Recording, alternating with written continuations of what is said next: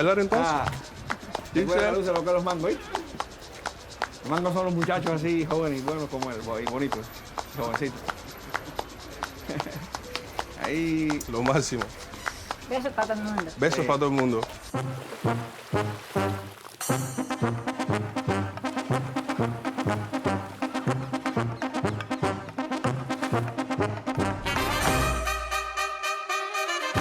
Cuando Yuri tenía 19 años, salió de Cuba preferiblemente para no volver nunca jamás.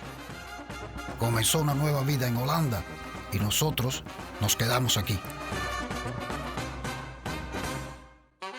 Ahora, después de 15 años, Fidel y Raúl ya no están y Yuri ha vuelto. La pregunta del siglo es, ¿ha cambiado Cuba lo suficiente para que él pueda rehacer su vida aquí?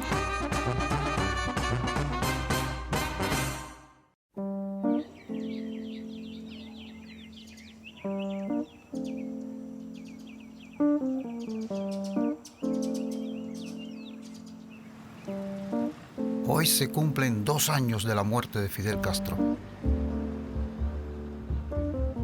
En los libros de historia de ustedes los holandeses, Fidel aparece sobre todo como un dictador. Aquí se le recuerda como un héroe. Fidel Castro. Yo soy Fidel, mi comandante. Fidel es increíble. Es porque para mí no está muerto. Él está vivo. Está en cada una de las cosas de nosotros, de los que vivimos, de las organizaciones. Desde que triunfó la revolución y desde antes, yo lo conocí antes. El día 19 de diciembre del 58 liberaron al pueblo mío. Y él fue, entonces yo me escapé de mi casa y fui a verlo. Yo tenía 12 años. Y así, después como triunfó la revolución el día 31, eso fue terrible. La gente lloraba, se abrazaba. Grande, bellísimo, fue Fidel. Y yo me paré al lado de él para ver si yo era de su tamaño. Me llevaba de aquí para arriba todo. Hay algo que sorprende continuamente a Yuri durante su viaje por la Cuba de hoy. Según él, la revolución es un fracaso. Sin embargo, ¿cómo es posible que cada día encuentre personas que no estén considerando abandonar esta isla? Personas con un optimismo indestructible y sobre todo con mucho humor aguantan una y otra vez cada golpe que les da la vida. Como aquí, por ejemplo, en el sitio que nosotros los cubanos llamamos la ciudad nuclear. En 1983 iniciamos aquí la construcción de una central electronuclear. Fidel necesitaba la ayuda de los rusos para este fin. Surgió una ciudad completa en torno a la central, con escuelas, campos de fútbol, para 13.000 habitantes rusos y cubanos al estilo de Chernóbil. Esa central electronuclear suministraría energía eléctrica a gran parte de Cuba. Se tenía mucha fe en el llamado proyecto del siglo.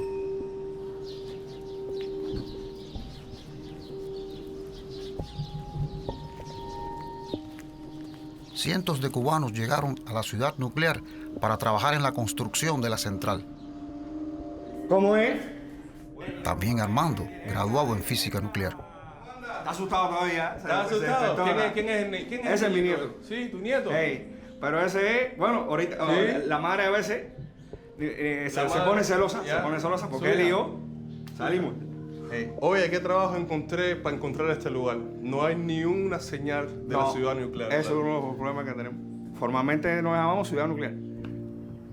Está claro que nosotros los cubanos no estamos realmente orgullosos de este sitio, porque ni siquiera hay carteles que indiquen cómo llegar a la ciudad nuclear. Raúl, el hermano de Fidel, en lugar de una señal que indique el camino, vigila una carretera vacía desde un cartel que dice «Sí podemos». Aquí vemos edificios que están llenos, algunos vacíos. Quizás por eso hay quien le dice que es la ciudad fantasma, ¿no? Porque quedamos como invisibles, ¿no? Porque ahora mismo viene cualquiera a buscar la ciudad nuclear y ¿dónde lo encuentra? No hay lugar donde lo diga. Tiene que ser buscarte un guía, ¿no? Eso yo lo puedo decir que en el año 64 ya se había iniciado el movimiento de tierra aquí. Aquí realmente, bueno, están viviendo los primeros soviéticos. ¿Por qué razón vienen los rusos aquí? vienen como asesores, ¿no? Aquí hubo alrededor de 400 asesores soviéticos. Ellos vinieron con toda su familia. Los soviéticos tienen toda la tecnología, ¿sabes? Los conocimientos, como decía, el know-how. Y además también trajeron todos los equipos, porque aquí... ¿Pudiéramos ir a verla? Bueno, ¿Es posible? sí, pero lo único que a veces uno se siente un poco, ¿cómo decirte?, triste, ¿no? Como que tú llevas mucho, que tú hayas tenido un matrimonio con una mujer que durante mucho tiempo, con mucho amor, un caso, y entonces por alguna razón se terminó en algún momento, y entonces tú lo ves y te queda esa nostalgia, ¿no? De lo que pudo haber sido.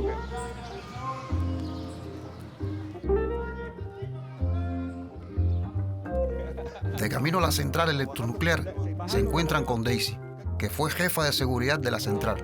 Ahora vive al lado y tiene una granjita. Lo que sí viste el nivel de ejecución que terminó. Quedó al 80%, lo otro que quedaba ya era el montaje eléctrico y automático. Casi estuvo terminado. Casi estuvo terminado. La central electronuclear estaba casi lista, pero nunca funcionó. Buenas. Ay, besito, Yuri. ¿Cómo anda? Daisy. Mira, Es decir, que usted es una campesina en el terreno de la central nuclear. Exactamente. Bueno, medio campesina, ¿no? Porque yo realmente no. Campesina a la fuerza. Mira, nosotros tenemos sembrado frijoles, yuca. Aquí se está montando el sistema de riego para los ajos. Yo me tengo que ir, ¿no? Paulatinamente. Poco a poco se fueron retirando todos los obreros. Nosotros fuimos los últimos. Vamos a ir a la actividad. ¿Me puede dejar entrar a ver?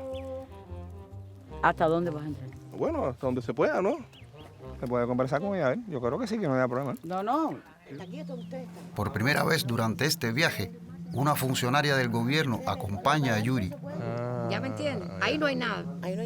y ella no le permite acercarse demasiado. No vale rogar, solo pueden llegar hasta la cerca y ya. Ese era el sueño de casi todos los cubanos porque algo que iba un empuje económico al país, ¿no? También. Y entonces eso era la obra del siglo. La obra del siglo. Así se le llamó, la obra del siglo. Era lo más importante que había en el país en ese momento, en los 80. Nosotros le pusimos la época de las vacas gordas porque, a ver, también éramos más jóvenes. Yo tenía 24 años. Todos teníamos sueños, todo el mundo lloró. Ese día de que el comandante vino y dijo que ya la obra había que paralizarla, que nadie se iba a quedar sin trabajo. Cuéntame, ¿cómo fue ese momento que el comandante viene? Porque vino personalmente. Vino personalmente, ahí se reunieron casi todos los trabajadores y ahí fue donde él hizo la locución de que se iba a cerrar. Empezó a llover, en ese momento empezó a llover y él dijo, hasta la naturaleza llora. Eso fue una frase que dijo, muy contundente, porque todos estaban llorando, por encima de eso empezó a llover, hasta la naturaleza llora, porque era la esperanza del país de poder nosotros desarrollarnos un poco. Y entonces él se refiere que, bueno, ya no se habían roto muchos convenios y que eso hacía imposible la continuidad constructiva de un reactor, pero bueno, que no se preocuparan que ningún obrero se iba a quedar sin trabajo. Es decir, se rompen los convenios a raíz de la caída del campo socialista. Del campo. ¿Y qué pasó con los rusos? Y los rusos se fueron retirando paulatinamente, es decir, poco a poco. ¿Ustedes se sienten de una manera u otra frustrados de que...? No, bueno, frustrado no se puede decir porque nosotros los cubanos nos podemos sentir frustrados y mientras haya vida, lo único malo que no se puede resolver es la muerte. La muerte. Y por tanto, Eso no tiene solución. hay que seguir para Y adelante. entonces uno tiene que tratar de sobrevivir.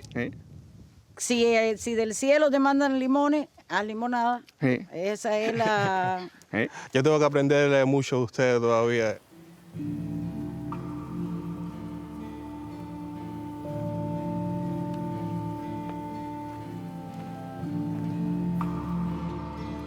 Para quien el cielo tenía muy pocos limones reservados, era Nina, una de las últimas rusas que permaneció en la ciudad nuclear abandonada.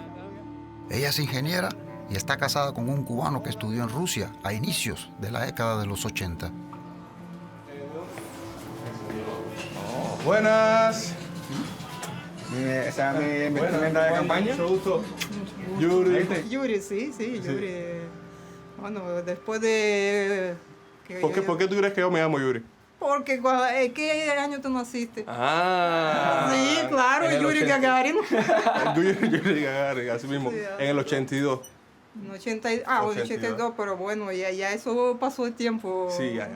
Yuri Gagarin fue un cosmonauta ruso conocido como el primer ser humano en viajar al espacio exterior en 1961 y por esa razón era un héroe para todos los rusos.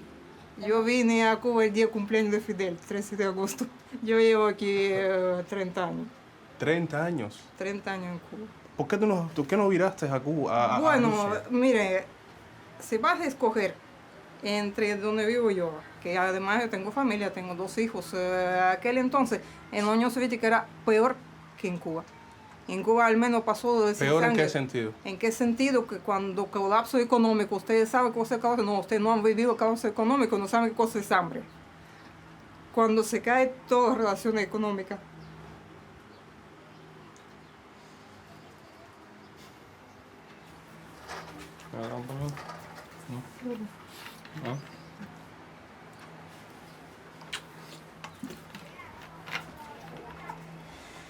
Simplemente no tenía dónde regresar. El problema es, ¿ustedes de dónde son? ¿De Holanda? Ustedes nunca han vivido de esos colapsos que han pasado en mi país. Sí, yo me quiero disculpar porque no fue la intención tampoco de ponerle a ustedes tan triste.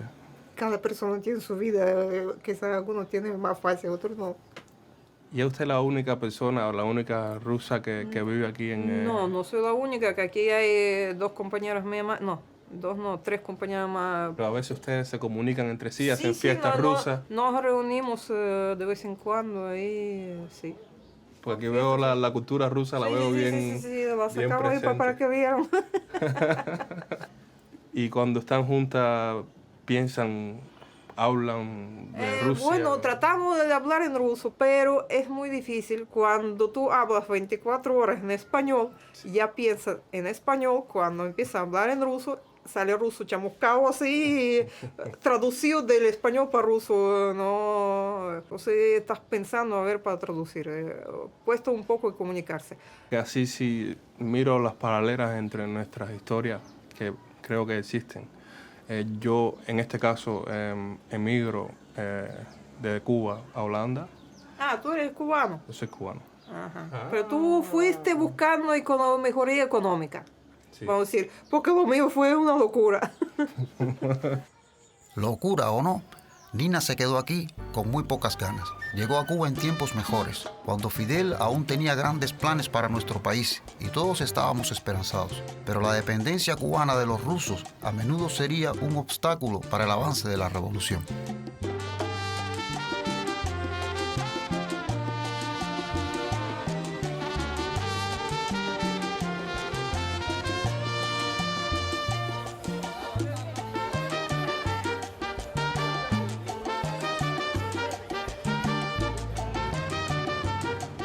Así los pescadores por décadas podían proveer de pescado a la población cubana. Medero, un oficial de la Marina cubana, lo experimentaba cada día. Nosotros contábamos con una de las flotas pesqueras más modernas de América. Esos barcos garantizaban el suministro de pescado para la población cubana, para todos los cubanos, porque esos barcos procesaban hasta 70 toneladas de pescado diario, entre pescado congelado, filete de pescado, picadillo de pescado, etc. Pero esos barcos consumían mucho petróleo, mucho flúor. Nosotros lo obteníamos a través de los petroleros soviéticos. Pero con la caída del campo socialista y de la Unión Soviética en particular, ya esos barcos no podían operar en esas zonas de pesca tan distantes porque ya no teníamos ese combustible asegurado y teníamos que hacer combustible en puerto al mercado. Hacía muy caro. Obtener una tonelada de pescado salía más caro que comprarla. Por ejemplo, en Holanda, por ejemplo, que compramos los primeros pescados. ¿En Holanda compraron ustedes pescado? Se compró pescado cuando ya no pudimos pescar nosotros con la flota nuestra, se compró pescado en Holanda. Pero me imagino que también hay muchos botes pequeños. Ahí no se puede aplicar la pesca industrial, a gran escala. Ahí lo que se aplica es la pesca artesanal. Por ejemplo, como estos señores que están pescando ahora aquí con una vara. Con una vara. O bueno, hay otra pesca también con palangre, ¿me entiendes? Pero con medios artesanales se pesca poca cantidad de pescado, ¿verdad? Para, no sé, para abastecer los hospitales, para abastecer los hoteles, turismo. Pero no da para gran escala como para alimentar una población de manera permanente. Medero se refiere de nuevo al momento en que los rusos dejaron de ser aliados y comenzó la crisis.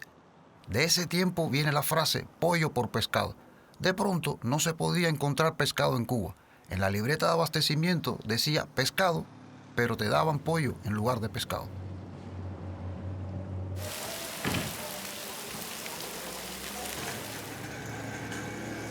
En Trinidad, una ciudad a 4 horas de La Habana, también el cielo llora, al igual que aquel día en la central nuclear.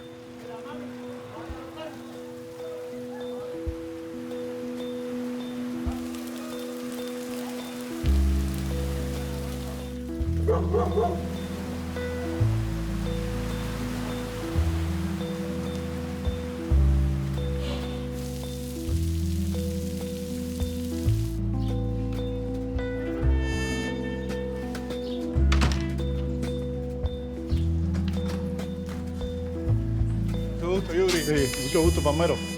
Ahora que escampó, Palmero, el dueño de este almendrón, lleva a Yuri a un central azucarero donde él, al igual que casi todos los trinitarios mayores de 50, trabajó una gran parte de su vida. Precioso el carro. Sí, este es mi abuelo, un viejo dichoso, como decimos los cubanos.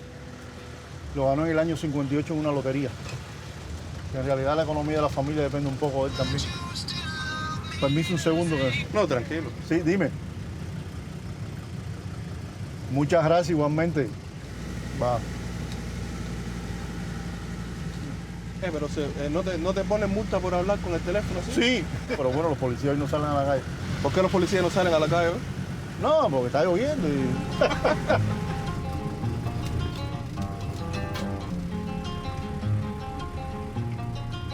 Este pedacito de tierra me robó 17 años de mi juventud. La caña de azúcar fue durante décadas nuestro orgullo nacional y la fuente de ingresos principal del país. En 1959, cuando triunfó la revolución, teníamos 156 centrales azucareros distribuidos por toda la isla. Pero después de la caída de la Unión Soviética, tuvieron que cerrar 2/3 de los centrales azucareros, porque al no tener más aliados, desapareció también el mercado de salida para el azúcar cubano. Un desastre para nuestro país. El central está cerrado. Aquí trabajaban 4.000 personas que tuvieron que buscar su salvación en otro sitio. Trabajó conmigo en bolas de años. ¿Cuántas horas estábamos nosotros aquí? Bueno, nosotros teníamos hora de venir a las 7 de la mañana y estar 3 días aquí sin salir de aquí.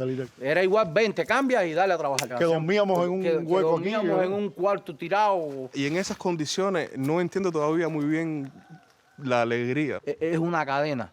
Es decir, un engrane de personas que todos se conocen, se llevan bien. El trabajo de uno repercute en el otro. Hay trabajadores que se enfermaban y hoy uno decía, bueno, yo me quedo a hacer el trabajo de él. ¿Tú sabes que me estoy riendo? ¿Por qué te ríes?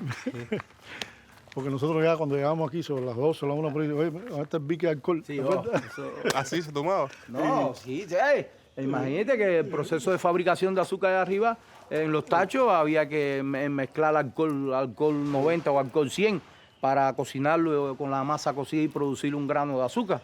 ¿Me entiendes? Entonces, imagínate, el cubano. Sí, nosotros los cubanos somos muy nostálgicos. Los hombres se suman con agrado a esa nostalgia y pueden hablar durante horas sobre el pasado. Y no son los únicos. Hola, señorita. ¿Cómo estás? Déjame presentarme. Mi nombre es Yuri. ¿Cómo andas? Hola, Mariuski. Mariuski.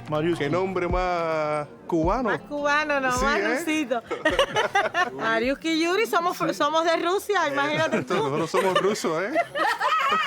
¿Tú trabajabas también en el Central? Yo nací en el Central y me crié allí en el olor ese sabroso de la caña de azúcar. Amelado ese calientico. Me encantaría Era muy rico andar arriba de los tractores, arriba de los carros. De los carros, ese olor, comer caña. Caña. Sí. Es que el olor se sentía aquí en Manaca, que está a unos kilómetros, se sentía el olor a zafra. Y era alegría para todo el mundo. Si te van a escoger, es el hecho de que no exista. Es un dolor para todos los cubanos y para todos los hacendados, los que vivimos aquí en este asentamiento de caña de azúcar, que ya no haya lo más importante, que es la caña de azúcar. ¿Cómo tú miras eso de que la Unión Soviética en ese momento era tan importante para la producción y del azúcar en Cuba? Porque de hecho nosotros siempre fuimos socialistas, ¿no? Eso lo declaró Fidel. Y la única persona que no nos abandonó fueron ellos. Porque sabe que a partir de que triunfa la Revolución del 59 ya los americanos no hacen la guerra. Eso no es un secreto para nadie, ¿me entiendes? Antes todo era mejor. Ahora el Central Azucarero es un sitio turístico y de pronto hay gente que gana mucho dinero con el turismo. Pero en aquella época... el dinero no valía tanto. No era tan importante. El valor humano estaba por encima del dinero. ¿Tú crees que esos valores han cambiado con el tiempo? Sí, el dinero hace cosas. El dinero destruye mente, el dinero. Y entonces es como que en el mismo Trinidad ya hay personas que han cogido un nivel de vida y te miran, como decimos los cubanos, ¿no? Sí. Te miran de otra vista, ¿no? Diferencia de clase. Diferencia de clase. No de clase, porque la revolución nunca va a permitir eso, no. De hecho, todos los hombres somos iguales y tenemos por igual todo. Que el principio socialista. Esos valores es el mejor valor que puede tener el ser humano. Esa tendencia, ese cambio que está sucediendo ahora mismo. O sea, eso no es bueno, porque los conceptos que nosotros hemos tenido siempre no son eso. ¿Por qué? Porque tú tengas más dinero, no eres mejor que yo. Cuando el Central cerró, se buscó empleo en otros lugares para la mayoría de los 4.000 trabajadores. Una gran parte de ellos fue trasladada hacia los polos turísticos de la costa. Allí pudieron comenzar a trabajar en la construcción de hoteles para los turistas. Gracias. Y esta es la cuchara cubana. Ve acá. Pero qué rico. Ese es natural, ese no tiene fertilizante ni nada echado a la caña. Ese es ecológico. Ecológico, ¿sí? Sí, no, que es refrescante. Y dentro de la... Sí, pero dice que... Afrodisíaco. Sí. Afrodisíaco.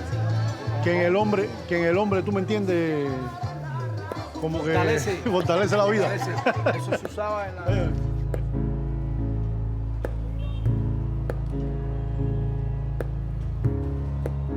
El turismo es ahora la nueva fuente de ingresos de Cuba. A diario desembarcan 6 cruceros en los diferentes puertos cubanos para vomitar por un par de horas cientos de turistas, que después de comprar ron y tirar miles de fotos, abandonan satisfechos nuestra isla. In de jaren 90 heeft mijn vader aan de bouw van dit hotel gewerkt als bouwvakker. Ik was toen nog een klein kind en ik kan me herinneren dat hij best lange periode weg van huis was. Toen het hotel klaar was, toen mochten wij niet eens een kijkje komen nemen als familie. Het was verboden voor Cubanen om te zien hoe toeristen hier vakantie kunnen vieren in dit land.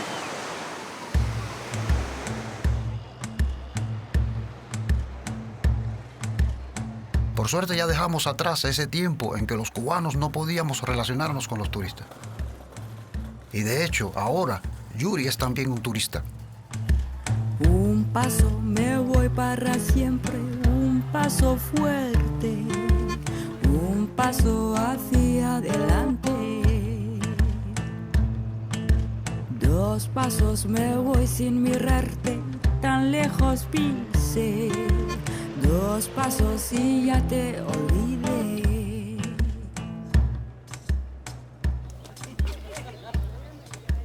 Y en Trinidad todo gira en torno al turismo. Y todo el mundo trabaja en el turismo. Y hasta la guía habla inglés mejor que los turistas. Well, I told you already that Trinidad is quite a touristic place, so we're going to find a lot of groups like this probably during our day. De todas formas, se ve raro. Nuestra hermosa ciudad colonial, por la que ahora solamente camina gente con shorts y cámaras caras, la piel blanca tornándose rosada al ponerse en contacto con el sol. Eerlijk gezegd, ik vind het niet zo erg dat het zo toeristisch is. Mensen met een bepaalde visie die Cuba op een bepaalde mooie koloniale, rustige manier willen zien, doet een pijn. Maar voor mij als Cubaan, meer toerisme, meer geld voor de Cubanen, meer ontwikkeling. Dan ben ik blij. Ik vind toeristen niet erg. Ik voel mezelf ook een beetje een toerist hier. Ik ben een toerist. Sí, tienes razón, Yuri. Nosotros, los cubanos, todos ganamos del turismo. ¿Y usted trabaja en el turismo también?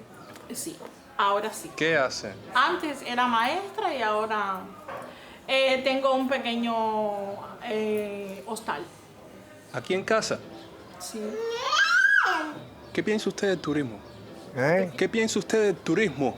Bueno, el turismo es una fuente para el país. ¿Y usted trabaja en el turismo también? Mi imagen trabaja para el turismo. Mi imagen. Yo soy una personalidad ya aquí en el casco histórico ya. It's like very funny. You can see people in the street, especially in the markets. They just yell the prices in Italian mostly. Really? In French, yeah, and English mostly. La guía Isabel, que realmente es filóloga y periodista, invita a Yuri a un bar que frecuenta.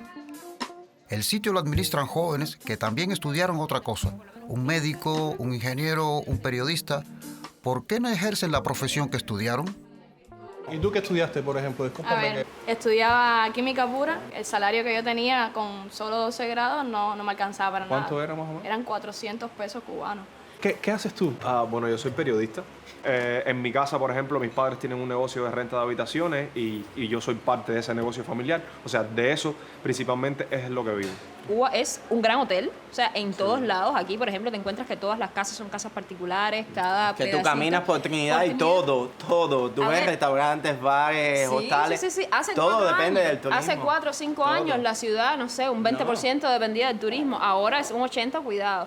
Porque realmente todo el mundo se ha enfocado en esa industria. Mi salario puede ser en un mes lo que puedo hacer en un día, literalmente, en un recorrido por la ciudad. Incluso en ese día puedo hacer hasta más, en propinas hasta a veces. O sea, Pero es muy difícil, por ejemplo, si eres médico, tener que dejar la medicina, una labor tan hermosa como ser médico, pues dejarla por servir en una cafetería. es que es esto, no es que a mí me place igual caminar con cualquier persona, mostrarle la ciudad es bien, pero uno estudió duro, 5 años, mucho, y honestamente estudié para sentarme en una oficina y trabajar 8 horas en lo que yo estudié, en lo que a mí me gusta hacer. Y entonces es esa contradicción de que es lo que la falta de elección.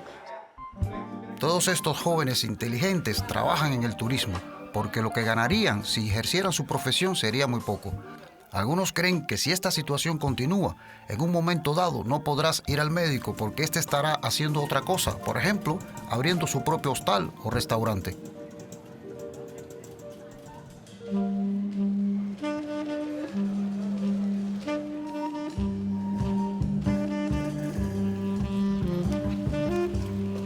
Pero Yuri, antes de que llegues a la conclusión de que todo el mundo está detrás del dinero, vete a Baracoa, a casa de tu propio tío Juan Capetillo, un médico que día a día camina incansablemente para ver a sus pacientes.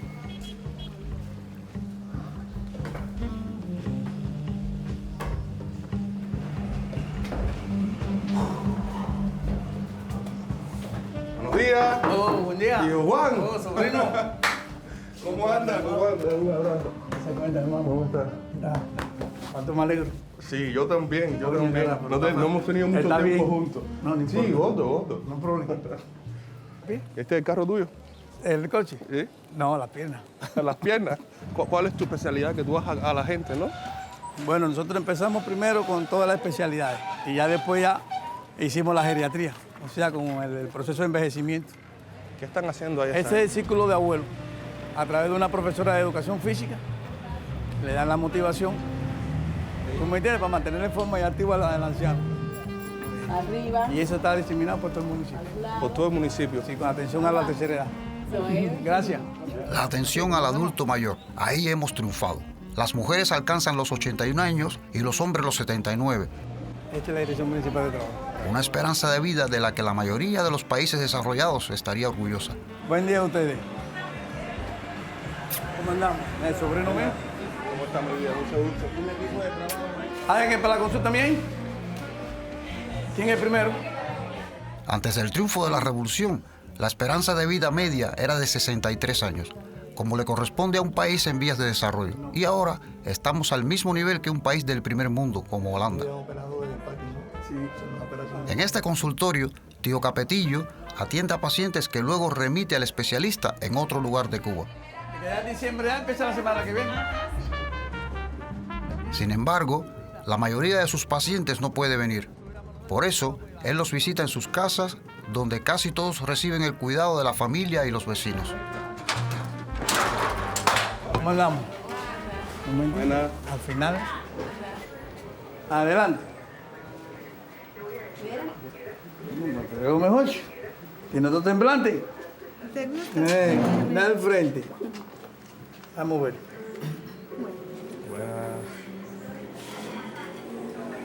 En Holanda, por ejemplo, cuando una persona está en esas condiciones, lo llevan para un centro donde lo cuidan. No, ¿Y tú has pensado en mandarlo a un lugar de ancianos? no, jamás. Ese es mi padre. Si no hago por él ahora que me necesita, ¿cuándo lo voy a hacer? ¿Qué objetivo cumple tenerlo en un hogar de ancianos? Si es mi papá. Bueno, mi amigo, nos vemos. Ya tú sabes, irresponsable. Bueno, mi cielo. Chao, gracias. Nos vemos. Vayan bien. Muchas gracias. Sí, muchas gracias.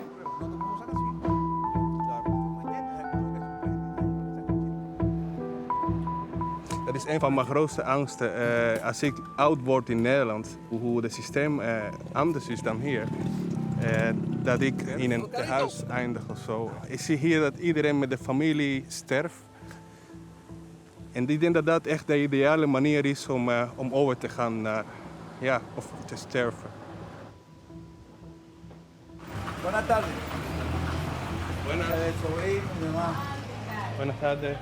Lo cogieron. Mi amiga, ¿Cómo anda? ¿cómo tú andas? ¿Cómo está? ¿Cómo está? Mal. Mal. Vamos a ver la presión esa, ¿cómo está? ¿Te está tomando los medicamentos? Ay, sí. ¿Eh? Sí. ¿Seguro? Sí, pero no me gustan mucho. ¿No te gustan mucho los medicamentos? No. ¿Usted es hipertensa? Ah, bueno. Ok, sí. ¿Y los latidos también los tiene bien? ¿Eh? ¿Y tiene bien los latidos cardíacos?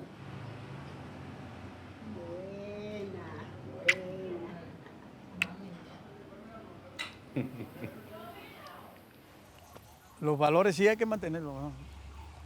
El respeto. El respeto es muy importante. Ese es mi gran miedo, que con los cambios que pueden ocurrir en un momento determinado, que las cosas, que la gente cambie de pensar. Tú le enseñas a la nueva juventud, a la juventud tú le enseñas los valores. Ellos practican valores. Sí. Si tú en vez de enseñarles valores, malformas esos valores, eso es lo que aprenden ellos, valores mal formados. ¿Tú me entiendes? Que si van en una guagua no le dan la mano al viejito, sí, no le dan la mano a la embarazada, no le dan la mano a la madre con niños. ¿Me entiendes? Pero cuando tú se lo enseñas, ellos lo practican. Sí. Porque el cubano es así. Independientemente de estar, el cubano es así. ¿Y eso ante el triunfo de la revolución también era así o eso es una no cosa? No había ese grado cultural. No. Porque acuérdate que la población era desatendida. Tío Capetillo no solo se entrega incansablemente al cuidado de sus pacientes, sino también proclama con la misma energía su pasión por la revolución y sus logros.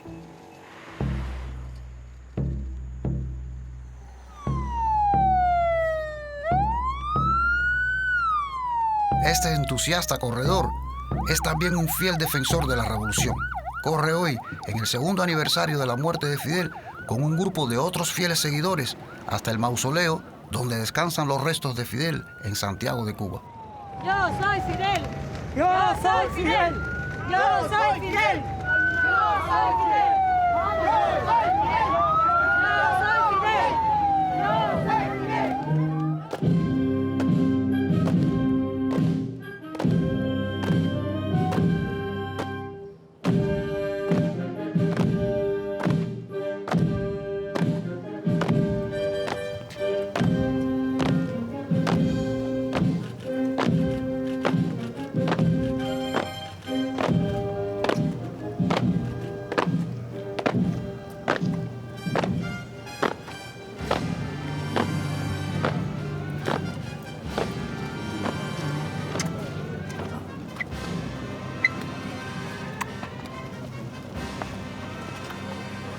¿Cuál es la esencia o por qué es tan importante Fidel para ti? Es importante porque fue lo que nos enseñó, fue la vida, el padre de la patria. ¿Y cómo se siente cuando tú le das la mano a Fidel por primera vez? Yo lo siento como un padre a un hijo, que cuando tú no lo ves y lo abrazas, tú sientes como el padre. Y sigue siendo nuestro padre y está vivo en nuestro corazón. Él siempre está vivo en nuestro corazón. Quiere decir, está ahí, pero está vivo.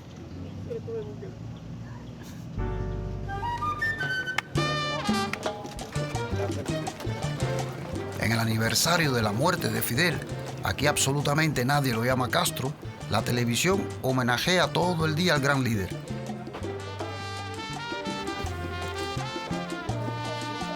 Buenas. Las personas mayores están pegadas al televisor y aún miran con admiración a su héroe. Lo vi el día 1 de enero que triunfó la revolución, que estábamos comiendo en el mismo restaurante. Comió como 4 platos. Bueno, le llamaban arroz frito. Y un litro de leche. Un litro. Él comía ahí. Yo casi no comí mirándolo. Me siento bien porque todo lo que tengo lo he logrado yo con mi sudor. Con mi sudor. La revolución. Y por la revolución. No, porque gracias por la revolución. Gracias a la revolución. No me falta nada en este país. Nada. Yo tengo un hijo en Brasil que está bien. Yo tengo un hijo en Miami que está bien. Me invitan, voy. Pero allá, joder. Este es mi país. Donde yo no tengo problemas de ningún tipo. 3 de sus 4 hijos emigraron. Pero su hijo Carlos aún vive con ellos, con su esposa e hijo. Como es director de cine, él ha podido viajar un par de veces al exterior para participar en festivales de cine, pero hasta ahora siempre ha regresado. ¡Carlos! Coño, ¿cómo anda? Sin embargo, que permanezca en Cuba no quiere decir que no tenga críticas. Fidel fue un político que resolvía problemas y que tenía una opinión sobre cosas y emprendía sus ideas, ¿entiendes? Pero yo no siento que los políticos ahora en Cuba tengan esa voluntad que tenía Fidel. Yo me considero socialista, pero a veces aquí en Cuba el socialismo, como está planteado aquí en Cuba, es que tú tengas que dejar tu opinión a un lado y tú asumir la opinión oficial. Y eso no es realizarse. Como esa gente que estudió ingeniería, que estudió arte, que estudió cualquier profesión, cómo esa gente se realiza después. Entonces, eso es una cosa que ha fallado siempre en el socialismo. ¿Tú has pensado en irte de Cuba? Yo tengo la fe y por eso vivo aquí, ¿no? Porque tengo fe. A mí me parece que la gente que se ha ido de Cuba son gente muy valiente, ¿sabes? Son gente que de pronto lo han dejado todo y han decidido hacer una carrera desde cero. Yo siento que soy valiente a la hora de quedarme aquí y también a veces me digo, no seré cobarde a la hora de quedarme así. A lo mejor soy las dos cosas. En lo que sí me veo diferente a lo mejor es en la confianza de seguir viviendo en Cuba y la confianza de mejorar un sistema social que yo creo que es beneficioso para la gente. El socialismo es beneficioso para la gente. Yo pueda sentir algo como el compromiso con una ciudad, el compromiso con un país, el compromiso con una familia. Entonces esas cosas a mí, yo siento que me la han inoculado al chip mío espiritual. Como cubano, ¿no? Y alguien que también emigró, no sé si verte como un visionario y una persona con una visión increíble de lo que es el futuro, sí. O verte como una persona que no entiende. Como un loco. Como un loco. Sí. Pero una cosa sí es así, sí creo que eres una persona que necesitamos mucha gente como tú para reedificar este país. Espero que todo lo que estás haciendo te salga bien. Sí, ojalá. Sí, pero es muy fácil, ¿sabes? Es muy fácil sentir y es muy bonito.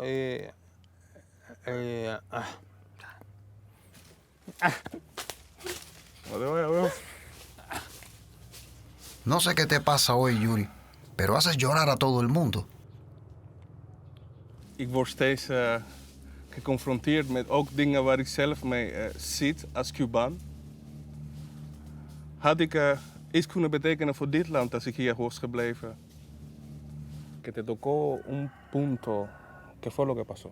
No sé, puede ser la impresión que tuve de que se podía, de que una persona pequeña podía lograr algo grande, que puede ser como tener un compromiso es una cosa muy grande. Si ahora yo me voy de Cuba, ya se pierde una persona más que pudo haber luchado porque ellos escucharan más la opinión de los jóvenes de otra generación. Si yo me voy, la voz mía se pierde. Hij vindt zichzelf soms een lafaard dat hij hier is gebleven. En ik viel mijzelf zelf een lafaard dat ik weg ben gegaan. Ik moest me afsluiten en focussen in Nederland om mijn beste ik te zijn. En daar hoorde bij ook weten dat het hier niet goed was voor mij. En nu ben ik terug en dan krijg je dit soort argumenten en dan krijg ik een hele grote vraagteken. Had ik hier moeten blijven, had ik weg moeten gaan? Misschien was mijn moeder nog levend als ik hier was geweest. Misschien had ik zelf een filmmaker kunnen worden in Cuba, zoals hij dat doet. Hij doet het ook hier. Ja, ik ben een beetje in de war, weer. Se comprende. Por supuesto es fácil decirlo. ¿Sigues tu propio camino o luchas por un gran y noble ideal? Pero claro, no es tan simple. Y todavía no tienes que escoger, Yuri. Por suerte, aún tenemos tiempo para que le des respuesta a la pregunta crucial. ¿Regresas a Cuba o no? Thank you for watching. For more on this subject, take a look at the playlist. You can also watch this recommended video. Don't forget to subscribe to our channel and we'll keep you updated on our documentaries.